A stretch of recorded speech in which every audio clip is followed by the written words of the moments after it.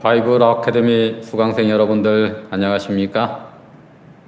오늘은 별들의 전쟁 5번째 강의가 되겠습니다. 별들의 전쟁이 반발한 곳은 하늘이었습니다. 아침의 아들 계명성이라고 하는 존재가 하나님께서 받는 경배를 자신도 받기 위해서 자신의 보좌를 하나님의 보좌만큼 높이려는 교만에 빠지면서 별들의 전쟁이 시작되었습니다. 별들의 전쟁은 사탄이라고 하는 별똥별이 하나님이신 광명한 새별이신 주님을 대신하여 경배를 받으려고 하는 경배 전쟁입니다. 루스벨인 사탄은 하늘의 전쟁에서 패하여 그의 사자들인 타락한 천사들과 함께 지구로 도망쳐오게 되었습니다. 사탄은 지구에서 하와에게 자신과 같이 하나님처럼 높아지고 싶은 교만한 마음을 심어주므로 하나님의 법인 선악과를 따먹지 말라는 법을 어기고 선악과를 따먹음으로 이 지구에도 죄가 들어오게 되었습니다. 그리고 남편인 아담에게도 선악과를 먹게 하므로 지구의 대표에게 위임되었던 지구 통치권이 사탄에게 넘어가게 됩니다. 아담과 하와는 하나님의 말씀이 아닌 사탄에게 속아 사탄의 말에 순종함으로 사탄의 포로가 되게 됩니다. 이때 아담과 하와를 타락시키는데 사탄이 사용한 무기는 전에 말씀드렸듯이 3가지입니다. 첫 번째로 자신이 높아지려는 교만한 마음을 사용했습니다. 두 번째로 하나님의 법을 범하게 하는 불순종이었습니다. 세 번째로 하나님께서는 선악과를 따먹으면 반드시 죽으리라고 말씀하셨는데 사탄은 결코 죽지 아니하겠다고 거짓말을 했습니다. 영혼 불멸설입니다. 그래서 이 사탄이 사용하는 핵심적인 무기는 바로 이 3가지예요. 중요한 것은 사탄은 이 3가지의 무기를 세상 끝까지 사용하여 하나님의 백성들을 공격하고 하나님의 백성들로 하여금 자신에게 경배하도록 만드는 것이 사탄의 전략인 것입니다. 하나님께서 사용하시는 무기는 뭐라고 그랬죠? 사랑, 십자가를 통해서만이 우리가 구원을 받을 수 있잖아요. 그리고 순종인데 무엇에 순종하는 것입니까? 하나님의 계명에 순종하는 것입니다. 그래서 이 순종 없이는 사탄과의 전쟁, 이 별들의 전쟁에서 우리가 결코 승리할 수가 없습니다. 왜냐하면 하나님께서 하나님의 백성들에게 어떻게 경배를 받으시죠? 어떤 우상을 세운 것도 아니고 하나님에게는 문자적으로 계명, 하나님의 율법이 있을 뿐이거든요. 그래서 하나님께서는 그분의 계명 가운데에 하나님께서 정하신 시간, 안식일을 통해서 경배를 받으시겠다라고 말씀하고 계십니다. 그러면 사탄이 어떻게 하나님께 돌아가는 경배를 가로챌 수가 있을까요? 아주 간단합니다. 사탄도 하나님처럼 지난 시간에 말씀드린 것처럼 사탄의 계명, 자신의 계명을 만들 때 자신이 받고자 하는 경배일을 하나님처럼 만드는 것입니다. 즉 하나님의 안식일을 변경하여 자신의 경배일을 만들므로써 그 사탄이 만들어 놓은 경배일에 경배하게 되면 하나님께 경배하는 것이 아니라 그 경배가 사탄에게 돌아가게 되는 것이죠. 하나님께서는 사탄의 포로가 된 이 지구와 인류를 구원하기 위한 구원의 계획을 예언해 주시는데 그 말씀이 창세기 3장 15절이라고 말씀드렸습니다. 하나님께서 여자의 후손으로 오셔서 십자가에 못 박혀 돌아가심으로 이를 믿는 모든 사람들을 죄로부터 구원하시겠다는 것이고 다시 오셔서 그 믿음의 백성들을 하늘 본향, 하늘 예루살렘 도성으로 데리고 가시겠다는 것입니다. 그리고 사탄은 그 머리가 상하게 되는 심판을 받아 영원한 멸망을 당하게 될 것을 한 줄의 문장 안에 다 담아 놓으셨어요. 그래서 이 사탄은 자신이 멸망당하지 않기 위해서 두 가지의 것 중 하나만 성공하면 돼요. 첫 번째는 여자의 후손으로 메시아가 초림하여 오시는 것을 막으면 사탄이 이기는 거예요. 그래서 구약에서 여자로 상징된 이스라엘을 멸하고자 사탄의 후손들은 애굽과 아시리아와 바벨론과 메데 바사와 그리스와 로마를 통해서 이스라엘을 멸종시키고자 끊임없이 노력을 한 것입니다. 사탄이 여자의 후손으로 메시아가 오시는 것을 회방을 했지만 결국 메시아는 이 땅에 오시게 되었고, 그러자 사탄은 어떻게 했어요? 이번에는 그 오신 예수를 죽이기 위해서 헤롯을 통해서 역사했고, 아기 예수는 성령의 도움을 받아서 애굽으로 피난함으로 그 위기를 모면했지만 결국 성경에서 예언한 약속의 시간표대로 예수님께서는 34세의 나이에 이스라엘의 제사장들과 로마에 의해서 십자가에 못 박혀 돌아가시게 됩니다. 사탄은 이때 환호성을 질러요. 자기가 여자의 후손을 죽였기 때문에 승리한 것으로 착각했지만 이를 지켜보고 있던 모든 우주의 천사들과 우주 거민들은 사탄이 정말 악한 존재임을 그때서야 분명히 깨닫게 되는 것입니다. 그리고 예수님께서는 둘째 사망을 당한 지 사흘 만에 무덤을 깨뜨리고 죽음의 권세를 이기시고 부활하심으로 죽음을 이기시고 승리하신 것입니다. 이는 예언의 말씀처럼 사탄이 여자의 후손으로 오신 예수님의 발꿈치를 십자가에 못 박음으로 상하게 했으나 예수님께서는 죄와 사망을 이기시고 부활 승천하심으로 승리하게 되신 것입니다. 이제 여자의 후손이신 예수님께서 재림하여 오시면 사탄은 그 머리가 상하여 영원한 심판을 받아 멸망받을 수밖에 없기 때문에 예수님의 재림을 위하여 선택받은 신약의 여자는 누구라고 그랬어요? 영적인 이스라엘인 교회를 핍박하기 시작한 것입니다. 그래서 교회가 완전히 그냥 이 하나님을 믿는 백성들이 이 지구상에서 사라지거나 또는 교회가 완전히 변질되게 되면 예수님의 예언처럼 땅끝까지 복음이 전파되어야 세상 끝이 이르고 주님께서 재림하여 오시겠다라고 예언하고 계시기 때문에 이 교회를 말살하거나 완전히 타락시켜버리면 어떻게 되는 거예요? 주님의 예언은 성취될 수가 없고 인류는 영원히 사탄의 포로로 남을 수밖에 없기 때문에 사탄이 교회를 공격하고 교회를 타락시키는 전략을 사용하는 것입니다.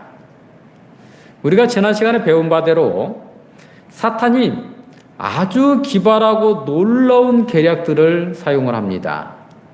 다니엘서 7장에 보게 되면 작은 뿔로 일컬어지는 세력을 이용해서 지극히 높으신 이인 하나님을 대적하고 지극히 높으신 이의 하나님의 백성들을 괴롭게 할 것인데, 이 작은 뿔의 9가지 특징을 우리가 지난 시간에 연구해 본 결과 사탄이 하나님을 대적하고 하나님의 백성들을 핍박하는 세력이 로마 교황권임을 우리가 확인하게 되었습니다. 이것은 참 사단이 지혜로운 것 같아요. 어떤 다른 이방 종교를 통해서 교회를 공격하는 게 아니라 하나님을 믿는 교회를 통해서 교회를 공격하고 교회를 통해서 하나님의 계명을 변경하여 사탄의 계명을 만들고 그 계명에 순종하게 함으로써 전 교회를 타락시키고 사탄이 하나님께로 돌아가는 경계를 가로채고자 한 것입니다. 여러분들, 이 사탄의 전략 어떻게 생각하세요? 정말 너무나 기가 막히지 않습니까? 이 사탄은 작은 뿔인 로마 교황권을 이용하여 중세 암흑기 동안에 신실한 하나님의 백성 5천만 명 이상을 종교 재판을 통해서 죽이게 됩니다. 로마 교황권을 이용하여 참 하나님의 교회를 씨를 말려버리려고 했던 거예요. 그리고 사탄은 자신이 경배를 받기 위하여 하나님의 계명을 살짝 변경하여 사탄의 자신의 계명을 만들기에 이릅니다. 그래서 성도들이 사탄에게 속아 하나님의 계명이 아닌 사탄의 계명에 순종하게 되면 어떻게 되는 거예요? 그 경배는 사탄에게 돌아가는 것입니다. 사탄이 이렇게 간교하고 지혜로운 존재임을 우리는 인정해야 됩니다. 그래서 많은 종교 지도자들이 하나님의 계명인 안식일을 지키는 무리들을 이단이라고 정죄를 하고 반대로 사탄의 계명인 태양신의 숭배일인 일요일을 주일이라고 하는 그럴듯한 이름을 붙여서 지킬 뿐만 아니라 이 사탄의 계명을 아주 강렬하게 강력하게 옹호하는 것입니다. 그 중 하나가 뭐예요? 주일 성수를 강조하는 이유로서 예수님께서 일요일날 부활했기 때문에 이제는 구약의 안식일이 아닌 주님께서 부활하신 일요일을 지켜야 된다고 주장을 합니다. 여러분, 예수님의 부활이 없다면 우리의 믿음도 아무것도 아니게 됩니다. 예수님의 부활이 이렇게 중요하기 때문에 예수님의 부활을 끌어다가 하나님의 계명을 변경하여 사탄의 계명을 만드는데 사용한 것이에요. 정말 설득력 있고 누구나가 동의하고 넘어갈 만한 그런 이유를 대지만은 놀랍게도 하나님께서는 그분의 계명을 변경한 일이 없으시고, 그렇다면 누가 변경한 거예요? 작은 뿔로 상징되는 로마 교회가 변경을 한 것입니다. 그것을 이 로마 교회는 공존하게 자신들의 헌법이나 여러 서적에서 밝히고 있는 것입니다. 하나님께서는 나의 부활을 믿으면 그 부활은 날이 중요한 게 아니라 죽었다가 살아나는 그 사건이 중요하기 때문에 나의 계명을 바꾸라고 명령하신 것이 아니라 너희가 나의 부활을 믿으면 그 부활을 믿는 믿음으로 침례를 받으라고 말씀하고 계시는 것입니다. 그러므로 수많은 개신교회 목사들은 사탄의 속임수에 속아서 사탄의 계명을 옹호하는 사탄의 종들의 역할을 하고 있는 것입니다.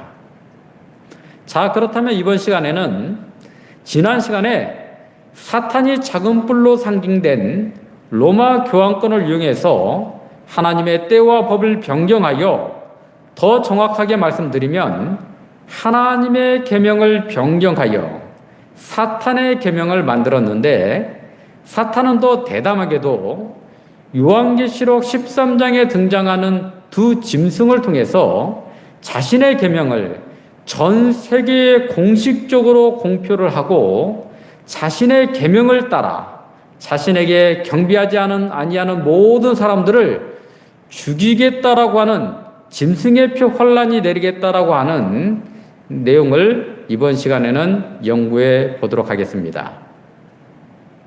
그래서 오늘 연구할 제목을 별들의 전쟁 5강 사탄의 계명의 옹호자 두 짐승이라고 붙여 보았습니다.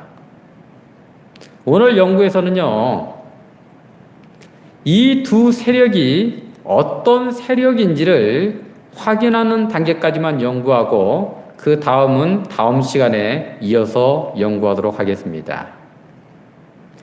여러분들, 사탄이 자신이 경배를 받기 위하여 교회를 이용해서 하나님의 계명을 변경하여 자신의 계명을 만드는데 성공을 했습니다. 이제 이 사탄의 계명을 전 세계에 공표하고 자신이 경배를 받아야 하는데, 이는 전 세계에 있는 기독교인들을 다 속여야 되잖아요. 그리고 기독교인들이 아닐지라도 모든 사람들이 하나님의 계명에 순종하든지 사탄의 계명에 순종하든지 이 둘 중에 하나를 선택해야 되거든요. 그리고 기독교인들이 자신들이 속는지도 모르고 속아 넘어가게 하기 위해서는 어떤 세력을 이용하는 것이 좋을까요? 이 사탄은요, 전 세계의 기독교인들이 속아 넘어갈 수밖에 없는 전 세계적으로 존경받는 세력과 전 세계를 정치적, 물질적으로 주도하고 이끌어가고 있는 세력을 이용하게 되는데 그 사탄의 계명을 옹호하는 세력이 누구인지를 이 시간에 살펴보도록 하겠습니다. 요한계시록 13장을 우리가 딱 열게 되면 사탄이 하나님처럼 자신의 나라를 세우고 하나님처럼 경배받기 위해서 두 세력을 이용하게 됩니다. 그 두 세력이 두 짐승으로 표현이 되어 있습니다. 주님께서 재림하여 오시기 전에 사탄이 최후로 이용하는 사탄의 후손들입니다. 우리가 지금 세상의 마지막 때를 살고 있잖아요. 그래서 이 두 세력은 우리가 살고 있는 이 시대에 역사하는 사탄의 후손들입니다. 자, 그러면 요한계시록 13장의 말씀을 통해서 이 두 짐승이 누구를 상징하고 있는지, 또한 어떤 방법으로 전 세계에 있는 기독교인들을 기만하고 속여서 하나님이 아닌 사탄에게 경배하게 만드는지 그 기상천외하고 경청동지한 방법을 살펴보도록 하겠습니다. 이 사탄은 별똥별이라고 말씀드렸어요. 잠시 아름답게 빛나지만 사라져버릴 운명을 가진 존재. 그래서 사탄의 후손들도 이 세상 역사에 화려하게 등장을 하지만 결국 그들을 이용하는 별똥별처럼 사라져버릴 운명을 가진 세력들입니다. 우리는 이 세상에서 여러 가지 환난과 핍박을 당하지만 광명한 새벽별이신 주님을 믿고 삶으로 하늘의 별처럼 영원히 빛나는 존재들이 되시기를 간절히 소망해 봅니다. 앞서 공부한 사탄의 후손들이 어떤 세력인지를 잠시 복습해 보도록 하겠습니다. 다니엘서 2장에서는 큰 우상이 나타났잖아요. 그래서 금, 은, 동, 철과 진흙으로 된 10발가락이 바벨론, 메데바사, 그리스, 헬라, 로마에서 갈라진 열국으로 배웠습니다. 그리고 다니엘서 7장에는 평행 구조로서 동일한 세력들을 짐승으로 표현하고 있는데요. 사자, 곰, 표범, 10뿔 가진 짐승, 그 이상한 짐승이 나타나잖아요. 그리고 그 10뿔 사이에서 등장하는 작은 뿔에 대해서 배웠고 그 세력은 차례대로 바벨론, 메데바사, 그리스, 헬라, 로마에서 갈라진 열국, 그리고 그 열국 사이에서 나타나게 될 로마 교황권에 대해서 우리가 배웠습니다. 그래서 우리가 지난 시간에 작은 뿔의 특징 9가지를 연구해 본 결과 이 세력은 역사적으로 로마 교황권 밖에는 일치하는 세력이 없다는 것을 확인하게 되었습니다. 그러므로 다니엘서 7장에 나타나고 있는 작은 뿔은 로마 교황권인 것입니다. 그래서 이 작은 뿔이 로마 교황권이라고 하는 주장은 영적 신앙의 선배들이신 마틴 루터나 멜랑톤, 존 칼빈, 주 잉글리, 아이작 뉴턴, 존 웨슬리,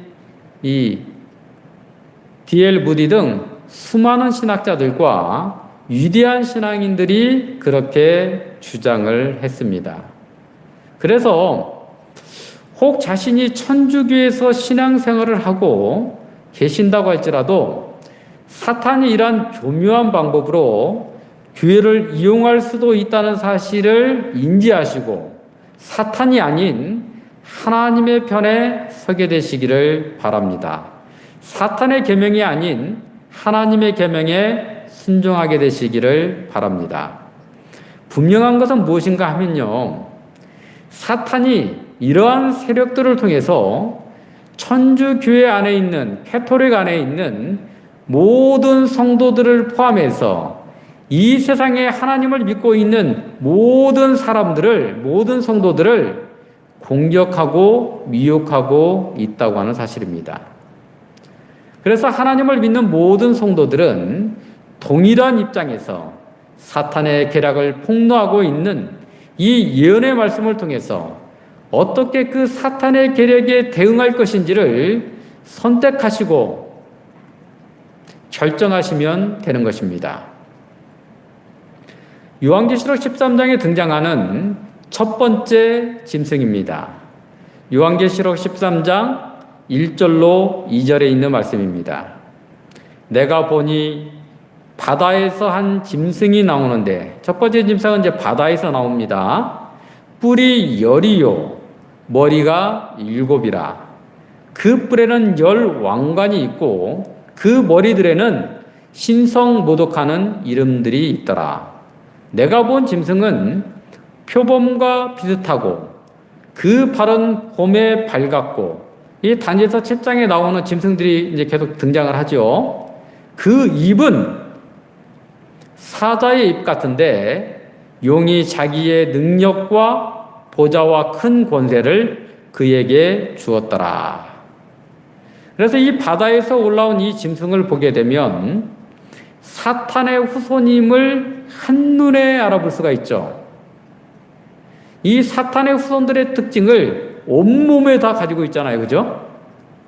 그리고 이 짐승이 사탄의 후손인 결정적인 증거는 뭐예요? 이 예언의 말씀을 보면 2절 하단에 보면요, 용이 누구예요? 용이 사탄이잖아요. 용이 자신의 능력과 보좌와 큰 권세를 그에게 주었더라.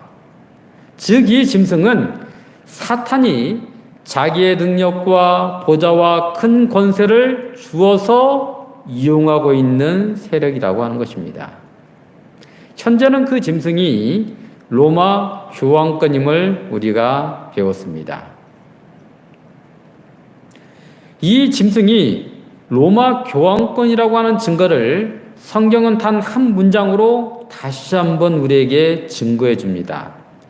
요한계시록 13장 3절의 말씀을 보면요, 그의 머리 하나가 상하여 죽게 된 것 같더니 그 죽게 되었던 상처가 나음에 온 땅이 놀랍게 여겨 짐승을 따르고 그랬어요. 이 머리가 상하여 죽게 되었다가 죽게 되었던 상처가 나은 짐승이 어떤 세력일까요? 여러분, 이 교황권은 중세 암흑시대인 서기 538년부터 1798년까지 무려 1260년 동안 유럽을 지배하다가 1798년 프랑스의 벌티어 장군에 의해서 바티칸이 정복되면서 로마 교황인 그 당시의 비오 6세가 포로로 붙잡혀서 프랑스로 끌려가 감금 중에 죽게 됩니다.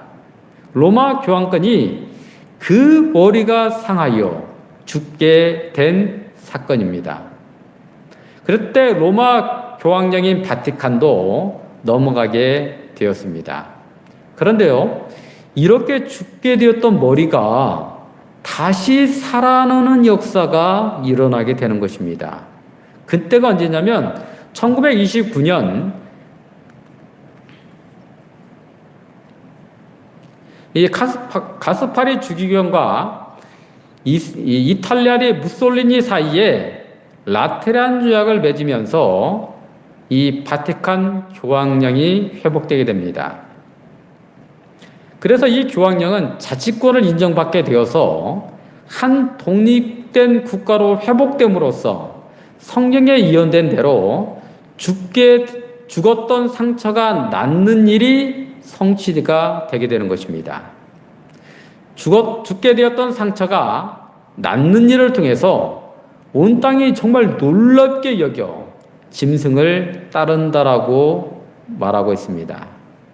정말 여러분 그 이후에 정말 이 로마 교황은 정말 놀라운 전 세계 사람들의 존경을 받고 이 막대한 그런 권한을 가지고 전 세계를 다시 움직이는 일을 시작하게 된 것을 우리가 알 수가 있습니다.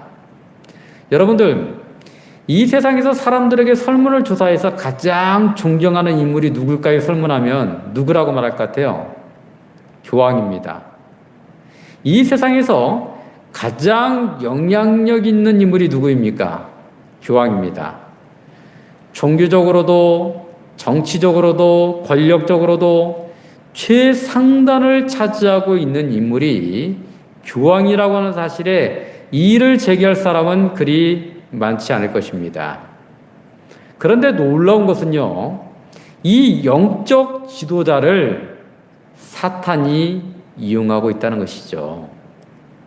이 예언의 말씀을 통해서 그 정체를 우리가 깨닫지 않는 한 이 세상의 모든 사람들이 다 속아 넘어가게 되어 있는 것입니다.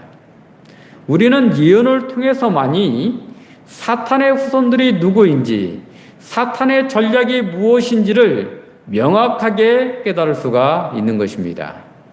우리는 예언을 통해서만이 하나님의 계명과 사탄의 계명이 무엇인지를 깨닫고 하나님께 순종함으로 구원을 받을 수가 있는 것입니다. 이 예언의 말씀을 통해서만이 참 진리의 길을 걸을 수가 있고, 이 예언의 말씀에 따라 살아갈 때만이 우리는 사탄에게 속아 넘어지지 않고 구원받아 하늘 번향에 무사히 들어갈 수가 있는 것입니다. 그래서 이 예언의 말씀이 아니라면 누가 교황권이 사탄의 후손으로서 사탄의 하수인 역할을 하고 있는지 깨달을 수가 있겠습니까? 하나님께서 우리에게 예언을 주신 목적이 무엇인지 여기에서 우리는 분명하게 알 수가 있는 것입니다. 첫 번째 짐승은 로마 교황권을 가리킵니다.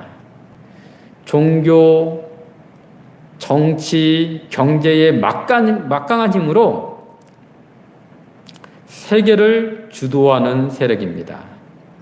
그런데 여러분 가만히 생각해 보면 이 교황권에 부족한 것이 하나가 있어요. 여러분 이 로마 바티칸이 어디에 있어요? 이탈리아의 조그만한 이 손바닥만한 그런 땅덩어리거든요. 그래서 이 교황권은 종교적인 세력이고 정치적으로, 종교적으로, 경제적으로 막강한 힘이 있긴 있는데 무력이 없습니다. 무력이. 그래서 이 사탄이 교황권을 이용해서 자신이 경배받으려고 할 때에 저항하는 세력이 물론 있겠죠. 그래서 말을 듣지 않는 많은 사람들을 무력으로 굴복시켜야 되는데 로마 교황권은 그 군사력이 없다라고 하는 것입니다. 그래서 군사력을 가진 또 다른 사탄의 후손이 필요로 하는 거예요. 그래서 막강한 군사력을 가진 두 번째 짐승이 필요한 것입니다. 그래서 두 번째 짐승입니다. 요한계시록 13장 11절부터 나와 있습니다.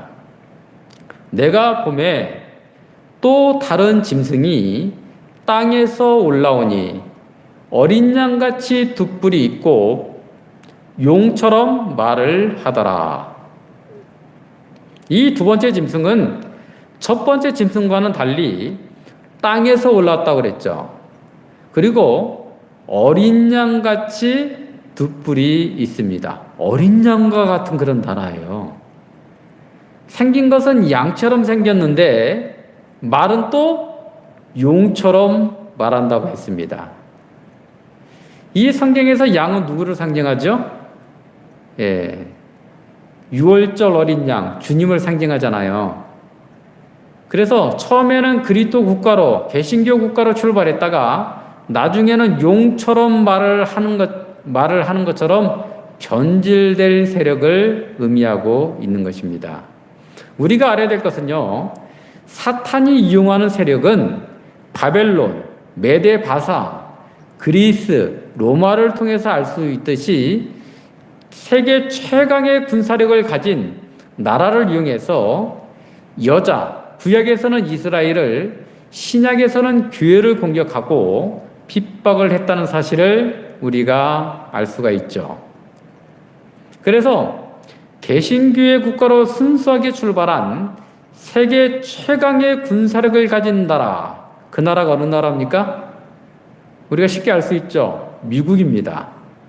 유럽에서 교황권의 그 종교적인 억압과 탄압을 피해가지고 종교적인 자유를 찾아서 신대륙인 북아메리카로 이주해온 개신교의 국가, 그래서 그들이 세운 나라가 미국이잖아요. 역사적으로 보게 되면 이 교황권과 미국은 서로 원수지간이기 때문에 하나로 연합할 수가 없어요. 그래서 서로 협력하여 무엇인가를 도모하기에는 불가능해 보입니다. 그런데 이 성경은 뭐라고 말씀하고 있어요? 요한계시록 13장 12절부터 보게 되면 그가 먼저 나온 짐승의 모든 권세를 그 앞에서 행하고 땅과 땅에 사는 자들을 처음 짐승에게 경비하게 하니 곧 죽게 되었던 상처가 나은 자니라. 놀랍게도 이 성경은 교황권을 피하여 종교 자유를 찾아 신대륙으로 건너가 개신교의 국가를 세운 미국이 땅에 사는 사람들을 교황에게 경배하도록 하는 역할을 행하겠다고 하는 것입니다. 어떻게 보면 상상도 할 수 없는 일이 이게 벌어지게 된다는 것이에요. 여러분, 정말 이것이 가능할까요? 이 두 나라가 연합해서 세상 사람들을 종교적으로 강압하는 일이 벌어질 수가 있을까요? 그런데 그런 일이 실제로 벌어진 것입니다. 1992년 2월 24일자 타임지 표지에 실린 내용입니다. Holy Alliance, 거룩한 동맹이라고 하는 제목으로 실린 기사인데요. 누구와 누구가 거룩한 동맹을 맺은 것인가? 1982년도에 교황과 미국이 거룩한 동맹을 통해서 공산주의를 무너뜨리기 위해서 거룩한 동맹을 맺었다는 거예요. 그래서 이 동맹을 하게 된 교황권의 입장은 공산 치하에 있는 수많은 이 가톨릭 교인들을 구출하는 것이었어요. 여러분, 이 가톨릭에서는 침례를 받게 되면 이 로마 교황권, 이 바티칸에 그 나라의 국민으로 등재가 돼요. 그러니까 이 교황권의 입장에서는 뭐예요? 공산국가에 있는 이 자기 신도들은 자기 나라 백성들이나 국민들이나 마찬가지거든요. 그래서 그들이 정규적으로 탄압을 받는다는 것은 공산국가의 포로로 잡혀서 억압을 받는 것이나 마찬가지인 것입니다. 그리고 이제 미국은요, 그 당시 최강국의 자리를 놓고 누구와 경쟁하고 있었어요? 러시아와 경쟁하고 있었습니다. 그 러시아를 무너뜨리고 세계 유일한 최강자로 남기 위해서 동맹을 맺게 된 것입니다. 그래서 이 두 세력의 거룩한 동맹을 통해서 공산권이 무너지게 된 것입니다. 그래서 역사적으로는 연합할 수 없을 것으로 보였던 가톨릭과 미국이 연합하게 되었고, 그 협력 관계는 더욱더 긴밀하게 지금까지 유지되고 확대되어 온 것입니다. 그전에는 미국 대통령이요, 이 교황에게 가서 뭐 이렇게 경배 비슷한, 그리고 마치 큰 어른 앞에서 이렇게 고개를 숙이고 있는 듯한 그런 건 상상도 할 수 없는 일이었는데, 요즘에는 아주 빈번하게 그런 일이 벌어지고 있는 것입니다. 그렇다면 첫 번째 짐승인 교황권과 두 번째 짐승인 미국이 어떤 일을 하게 될 것인가? 어떤 일을 통해서 하나님을 대적하여 하나님께 돌아가야 될 경배를 가로채어 받고 어떤 내용을 통해서 하나님의 백성들을 핍박하고 죽이게 될 것인가? 이 사탄이 이 세계 최강의 두 세력을 통해서 어떤 방법을 통해서 하나님 대신 자신이 경배를 받으려고 할 것인가? 그 연구는 다음 시간에 이어서 하도록 하겠습니다. 자, 오늘은 별들의 전쟁에서 사탄이 자신이 하나님 대신 경배를 받기 위하여 마지막 시대에 두 세력을 이용할 것인데 그 두 세력이 교황권과 미국이라고 하는 것을 연구했습니다. 이 두 세력을 통해서 사탄이 현재 우리가 살고 있는 이 마지막 때에 어떤 일을 하게 될 것인지 다음 시간에 연구하도록 하겠습니다.